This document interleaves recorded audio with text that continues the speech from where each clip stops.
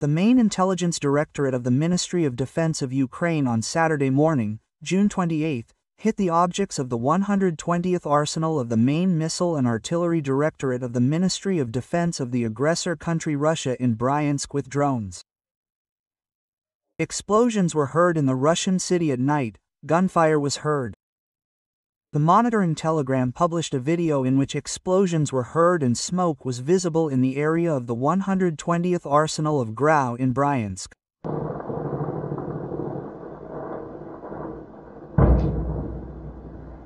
The Russian Defense Ministry announced the destruction of 11 drones over the Bryansk region at night and in the morning of June 28.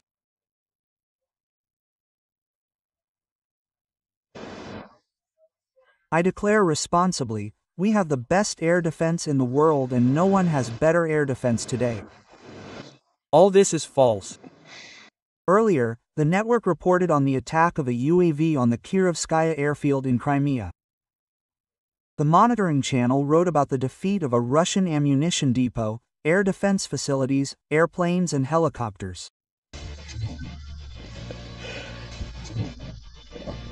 Another successful special operation of the SBU. At the Kirovskaya airfield in occupied Crimea, an enemy S-1 Panzer and 3 helicopters were destroyed. According to the latest data from the special services, drone strikes were carried out on the deployment sites of the aircraft component, air defense systems, ammunition depots, as well as reconnaissance and attack UAVs of the enemy. Stop. As a result, Mi-8, Mi-26 and Mi-28 helicopters were destroyed, as well as a self-propelled anti-aircraft missile and gun system. During the night, there was also a secondary detonation at the airfield after the strikes. The operation is developing successfully in strict accordance with the previously approved plans.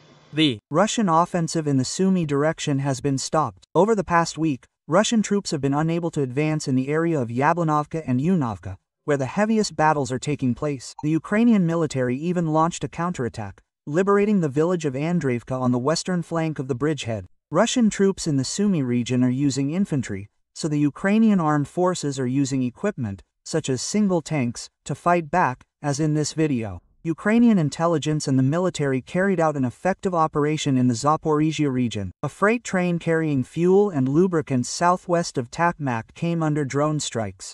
It was heading to Junkoy, but it was attacked by FPV drones about 40 kilometers from the front.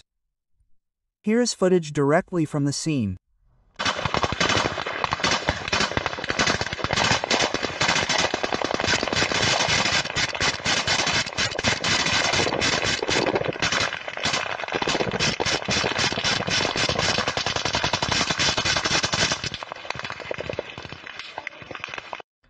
Soldiers managed to shoot down 9 of the 14 drones, but 4 tanks were ultimately destroyed. 2 soldiers who were escorting the train in a Niva were also killed. The second important video from the GUR this week is strikes on Crimea. Drones attacked the S-400 air defense system, radars, and launcher. Here's what one of the largest back channels, a military informant, writes about this. More than 3 months have passed since the first use of these drones in Crimea. However, so far there is no sign that active measures are being taken to protect elements of the air defense system from these threats. Indeed, such attacks occur regularly, seriously weakening the defense of Crimea. Well, it's dangerous.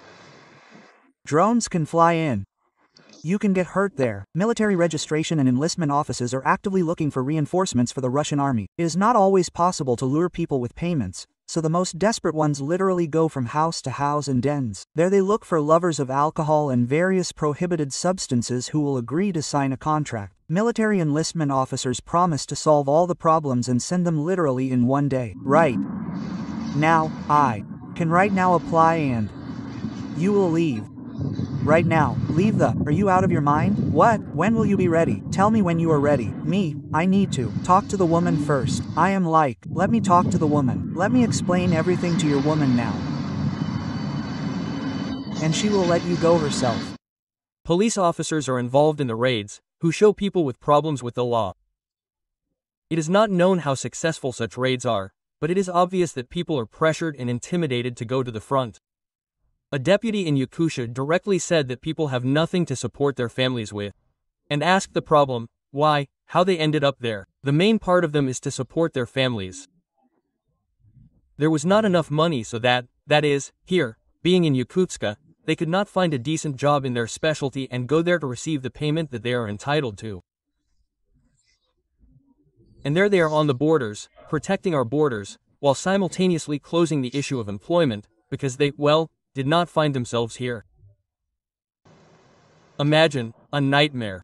Well, in essence, he did not say anything new. This is clear to everyone. Military registration and enlistment offices are happy to take everyone who comes to them voluntarily. Even yesterday's school children do not think about this at all. Over the past 2 years, at least 240 12-year-old soldiers have died in the war. Former schoolchildren go to the military registration and enlistment office in the hope of getting rich quickly. Many die in the first months at the front. Some try to escape, but the police catch them. Over 20,000 criminal cases for refusing to serve have been filed in Russian courts in the 3 years of the war. Most of the cases are under the article on unauthorized abandonment of the unit. Soldiers are also prosecuted for failure to obey orders and desertion. Since the beginning of this year, the courts have begun to consider 4,500 cases of fugitives. Don't you know about this? Now let's talk about the losses of equipment. Over 1,220 days of the war, the Russian army lost 4,053 tanks and 8,942 armored vehicles, including BMPs, BMDs, BTRs, MTLBs and others. 1,427 self-propelled artillery pieces and 502 multiple launch rocket systems were destroyed or captured. 158 aircraft and 156 helicopters were shot down. Over the week, losses increased by 1 tank, 14 combat vehicles and 5 guns. Among the destroyed vehicles was a Korean analog of the Uragan installation. This is not the first M191 destroyed by Ukrainian drones. The drone hit a shell and caused the detonation of the entire package of charges. The vehicle was without additional protection, but it would hardly have helped. Russian combat vehicles are destroyed with any additional protection. All barbecues, armor sheets, additional sets of dynamic protection, all this is now penetrated by drones. If not the first time, then the second. The third time, the vehicles are completely destroyed. Therefore, the use of combat vehicles near the front line is reduced to a minimum. Therefore, the average losses of equipment per week are reduced. Cars, minibuses and motorcycles. This is what the Russian army uses. True, not everyone takes driving courses. We thank everyone who participates in this motor vehicle. Thanks to you, we are delivering VBK provisions to the line of contact troops in a timely manner. Victory will be ours.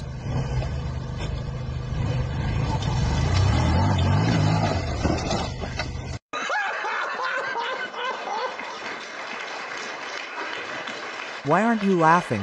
It's not funny. Didn't get it, huh? Russia.